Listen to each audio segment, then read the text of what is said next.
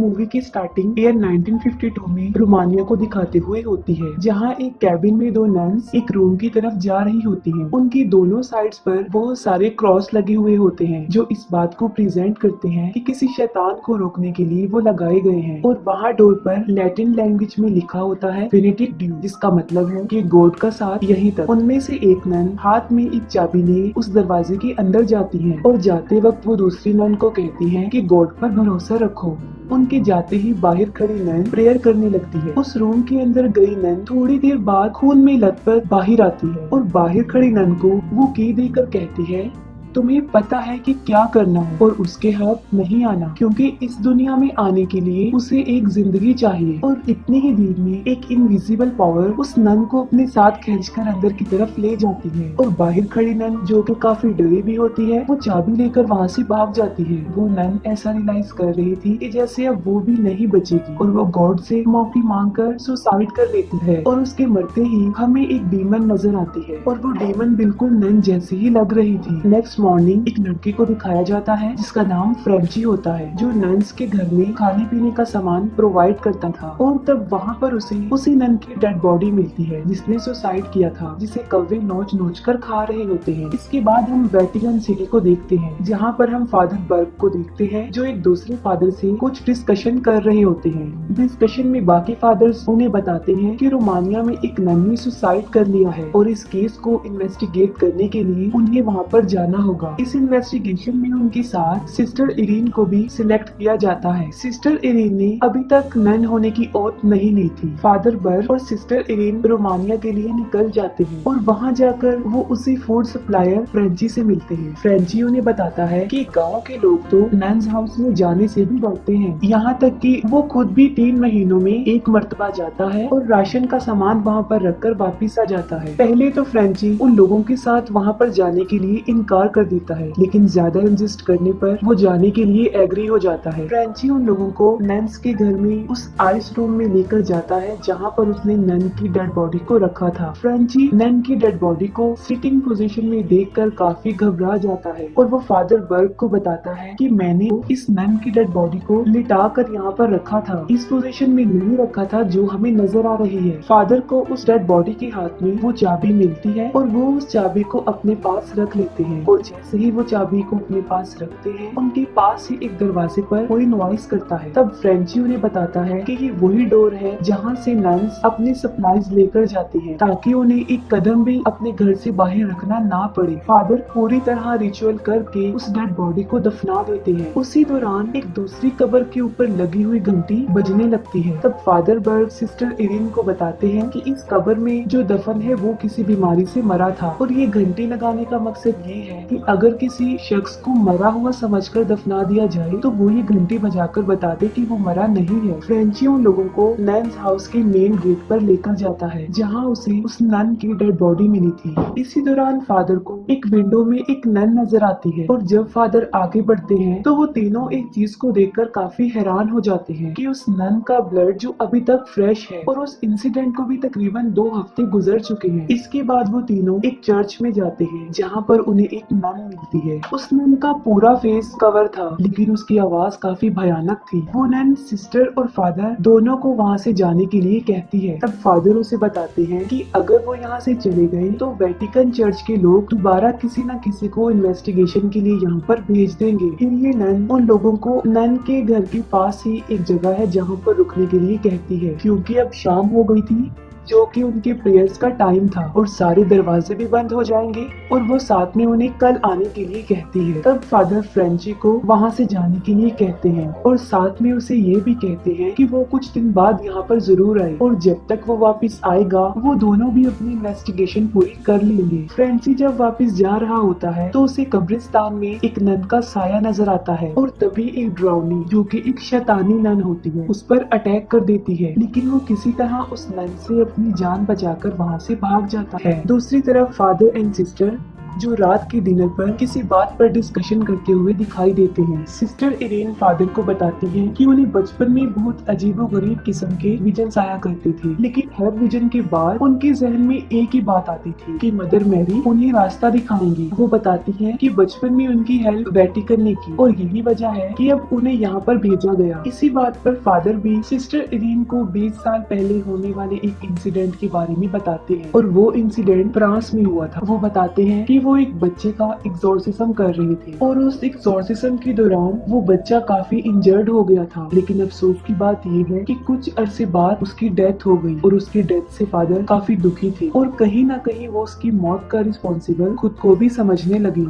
अगली रात एक ट्रांजिस्टर खुद ब खुद चल पड़ता है, जिसकी आवाज से फादर बर्ग नींद से जाग जाते हैं। जब फादर बर्ग उठकर चेक करते हैं तब उन्हें एक छोटे बच्चे का साया दिखाई देता है और ये उतनी एज का बच्चा था जितनी एज के बच्चे का उन्होंने एग्जॉर्सिज्म किया था। और उस बच्चे का पीछा करते करते वो नन्स हाउस से बाहर आ जाते हैं और तब फादर बर्ग को ये पता चलता है कि ये बच्चा कोई और नहीं बल्कि वही है जिसका उन्होंने एग्जॉर्सिज्म किया था, लेकिन वो अब शैतान बन गया है। ठीक उसी वक्त उस बच्चे के मुंह से एक सांप निकलता है जो फादर पर अटैक कर देता है। फादर काफी घबरा जाते हैं और पीछे पड़े हुए एक खाली कॉफिन में गिर जाते हैं, जिसका दरवाजा अपने आप बंद हो जाता है और वो जिंदा ही उसमें दफन हो जाते हैं। वो अपनी हेल्प के लिए उस कब्र पर लगी हुई घंटी को बार बार बजाते हैं, जबकि दूसरी तरफ हवा के झोंके की वजह से सिस्टर की आंख खुल जाती है। सिस्टर इरेन को हल्की हल्की प्रेयर चैंटिंग की आवाजें भी सुनाई देती हैं और सिस्टर इरेन जब उन आवाजों को फॉलो करते हुए उनकी तरफ जाती हैं, तब एक डीमन नन उनका पीछा करती है। सिस्टर उस चर्च तक पहुंच जाती है जहां पर से प्रेयर्स की आवाजें आ रही थी। वो देखती है कि काफी सारी नन्स वहां पर मौजूद हैं जो उस वक्त प्रेयर्स कर रही हैं। उन्हें वो साया भी नजर आता है जो आहिस्ता आहिस्ता नीचे की तरफ आते हुए उनके पीछे लगे हुए शीशे में उतर आता है और वो डीमन नन सिस्टर पर अटैक कर देती है, जिससे फौरन वो शीशा टूट जाता है। सिस्टर इरेन वहाँ से भागकर उस चर्च के बाहर वाले कब्रिस्तान में आ जाती हैं, जहां उन्हें फादर बर्ग के चिल्लाने और उस घंटी की आवाज सुनाई देती है और देखते ही देखते एक एक करके सारी कब्रों की घंटियां बजने लगती हैं। लेकिन सिस्टर इरेन अपनी विजन से पता लगवा लेती हैं कि फादर बर्ग किस कब्र में है। जब सिस्टर फादर को बाहर निकालने के लिए उस कब्र को खोद रही होती है, तब कब्र के अंदर फादर पर एक डीमन अटैक कर देता है, लेकिन इससे पहले कि वो डीमन फादर को जान से मारता, बिल्कुल ठीक बगैर सिस्टर इरेन उन्हें वहाँ से बाहर निकाल लेती है। उसी कब्र में फादर को कुछ बुक्स मिलती हैं जिन्हें वो ले लेते हैं। नेक्स्ट मॉर्निंग वो दोनों नन्स हाउस में जाते हैं। फादर बर्ग मदर सुपीरियर को काफी आवाजें लगाते हैं, लेकिन आगे से उन्हें कोई रिस्पॉन्स नहीं मिलता। लेकिन इसके ऑपोजिट अंदर का दरवाजा खुद ब खुद खुल जाता है। फादर सिस्टर को वही की देते हैं जो उन्होंने उस मरी हुई नन से ली थी और सिस्टर को अंदर जाने से पहले ही बताते हैं कि उन्हें पता लगवाना है कि ये की आखिर कहाँ की है। सिस्टर इरेन जब नन्स हाउस में जाती हैं, तब उन्हें एक नन नजर आती है। वो उन्हें काफी आवाजें लगाती है, लेकिन वो नन उन्हें इग्नोर करके आगे बढ़ जाती है। उस नन का पीछा करते हुए सिस्टर एक चर्च में चली जाती है, जहाँ क्रॉस के आगे एक नन प्रेयर कर रही होती है। सिस्टर इरेन उस नन को बुलाती है, लेकिन इससे पहले कि उनकी प्रेयर डिस्टर्ब हो, एक और नन आके सिस्टर को वहाँ से ले जाती है। वो नन सिस्टर इरेन को बताती है कि इस चर्च में वो काफी अर्से प्रेयर्स कर रही हैं और सारी नन्स की शिफ्ट होती है, हर कोई अपनी शिफ्ट में आकर प्रेयर करता है और वो दोनों वहाँ से चली जाती है। फ्रेंची जो कि एक बार में ड्रिंक कर रहा होता है, वहीं पर उसे पता चलता है कि उस गाँव के एक आदमी की 12 साल की बच्ची ने वहाँ पर सुसाइड कर ली है। बार का ऑनर फ्रेंची को बताता है कि ये बैड इंसिडेंट और जितने भी बैड इंसिडेंट्स यहाँ पर होते हैं, उन सब के पीछे रीजन वो कर्स्ड एबी है, यानी वो नन्स का घर। ये सुनकर फ्रेंची फौरन समझ जाता है कि सिस्टर और फादर दोनों की जान को भी खतरा हो सकता है और इसीलिए वो बाहर से बंदूक लेकर वहाँ से चल पड़ता है। इसके बाद फादर बर्ग जो उन किताबों को स्टडी कर रहे होते हैं और फिर अचानक से वो मेन डोर बंद हो जाता है जिसके अंदर सिस्टर इरेन गई हुई। सिस्टर इरेन दूसरी सिस्टर को बताती है कि कल रात ही उन्होंने एक नन को देखा था। उनके मुताबिक ये डीमन नन हेल से ही आई है और शायद यही वजह हो सकती है कि सिस्टर ने सुसाइड किया था। इतनी देर में एक तीसरी नन वहाँ पर आके उन्हें ये डिस्कशन करने से मना कर देती है और साथ ही वो सिस्टर इरीन को भी वहाँ से जाने का कहती है, लेकिन दूसरी सिस्टर उसे बताती है कि अब रात हो गई है और सारे डोर क्लोज हो गई हैं, तो आज रात सिस्टर इरीन यहीं पर ही गुजारेंगी। वो सिस्टर इरीन को एक रूम तक छोड़ देती। फादर बर्ग उस नन्स हाउस का मैप देख रहे होते हैं और वो नक्शा देखते देखते उसी हेल वाले बड़े से हॉल की तरफ चले जाते हैं और इसी दौरान उन्हें मदर सुपीरियर की आवाज सुनाई देती है। फादर सुपीरियर मदर के पास पहुंचकर उन्हें बताते हैं कि यहाँ पर कुछ ना कुछ बहुत बुरा हो रहा है और साथ साथ वो उस चाबी का भी जिक्र कर देते हैं, लेकिन मदर सुपीरियर उन्हें समझाती है कि अब इसका कोई फायदा नहीं है। सिस्टर इरीन को एक बार फिर से वो विजन नजर आता है, यानी मदर मैरी उन्हें रास्ता दिखाएंगी और इस बार के विजन में उन्हें वो डीमन नन भी नजर आती है। इतनी देर में सिस्टर की आंख खुल जाती है और वो देखती है कि उनके रूम में एक नन है। सिस्टर जब उस नन के पास जाने लगती है तब फिर से उन्हें वो नन की सुसाइड वाला विजन नजर आता है। इसी दौरान उनके रूम का दरवाजा खुलता है और वो बाहर आ जाती है और चलते चलते वो उस डोर तक पहुंच जाती है जहाँ पर फिनिटिव ड्यू लिखा हुआ था और इतनी देर में वो दरवाजा भी खुल जाता है और हमें वहाँ पर वो डीमन नन नजर आती है। ये डीमन नन सिस्टर इरीन को डराते डराते उन पर अटैक कर देती है, लेकिन वो किसी तरह अपनी जान बचाकर वहाँ से भाग जाती है और रास्ते में वो दूसरी सिस्टर उन्हें पकड़कर सेव कर लेती है। सिस्टर इरीन जब दोबारा नन्स हाउस में आती है तब वो देखती है एक नन को जो उस वक्त प्रेयर कर रही होती है और उसके पास में डेड बॉडी भी पड़ी हुई है। सिस्टर इरीन जब डेड बॉडी को चेक करने के लिए एक कपड़ा हटाती है तब वो देखती है कि वो डेड बॉडी किसी और की नहीं बल्कि उसी सिस्टर की है जो काफी देर से उनसे कन्वर्सेशन कर रही थी और अभी तक जो उनके साथ थी। फिर हम फादर बर्ग को देखते हैं जहाँ डीमन उसी छोटे बच्चे के रूप में आता है जिसका उन्होंने एक्सॉर्सिज्म किया था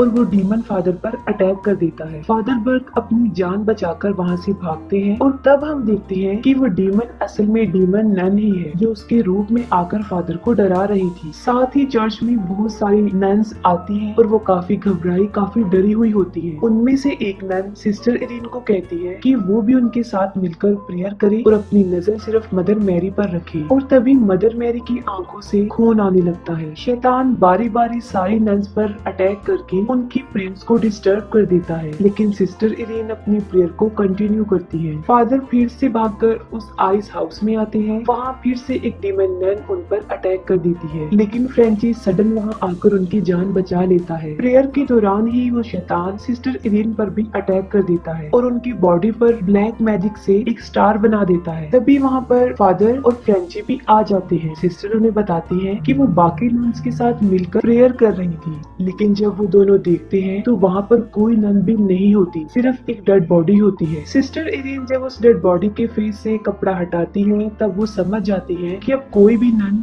जिंदा नहीं बच सकी, सबको उस शैतान ने मार डाला है और यहाँ तक कि ये नन्स हाउस भी अब प्योर नहीं रहा। अचानक से वो डेड बॉडी फादर पर अटैक कर देती है, लेकिन फादर प्योर वाटर क्रॉस पर छिड़क कर उसे जला देते हैं। फ्रेंची उन दोनों को कहता है कि अब हमें यहाँ पर काफी देर हो चुकी है, बेहतर होगा कि हमें यहाँ से चले जाना चाहिए, लेकिन सिस्टर इरीन उसे मना कर देती है कि वो यहाँ से अभी नहीं जाएंगी और साथ में बताती है कि जिस सिस्टर ने सुसाइड किया था असल में वो सुसाइड नहीं था बल्कि एक सेक्रीफाइस था, क्योंकि उस डीमन नन को इस दुनिया में आने के लिए एक जान चाहिए थी जो उसने ले ली। वो कहते हैं कि हमें उस हॉल को बंद करने के लिए उस निशानी को ढूंढना होगा जो पाक निशानी है, यानी जीसस क्रिस्ट का ब्लड। फादर बर्ग के पूछने पर कि वो निशानी उन्हें आखिर मिलेगी कहाँ से, वो जवाब देती है कि मदर सुपीरियर की डेड बॉडी उन्हें एक तहखाने में मिली थी और वो वहाँ पर जाने का रास्ता भी जानती है, लेकिन वो कहती है कि ऐसा करने से पहले उन्हें नन होने की ओथ लेनी पड़ेगी और तभी उन्हें अपनी इस मिशन में सक्सेस मिलेगी और जो विजन्स उन्हें आते हैं वो गॉड की तरफ से ही आते हैं, यानी वो अपनी सारी जिंदगी अब गॉड के नाम करने जाने वाली थी। इस बात पर फादर काफी सेटिस्फाइड हो जाते हैं और सिस्टर फाइनली नन की ओथ ले लेती है और अब वो एक नन बन जाती है और फिर वो तीनों उसी बेसमेंट में जाते हैं। वो तीनों वहाँ जाकर रुकते हैं जहाँ मदर मैरी की डमी पड़ी हुई थी। मदर मैरी की वो डमी एक पार्टिकुलर डायरेक्शन में पॉइंट कर रही थी। ये देखकर फादर बर्ड सिस्टर को बताते हैं कि ये आपको वही विजन है कि मदर मैरी हमारी हेल्प करेंगी। उस डायरेक्शन में जाकर उन्हें एक दरवाजा मिलता है जिसे सिस्टर इरीन उस चाबी से खोलती है। दरवाजा खुलने पर उन्हें वही पाक निशानी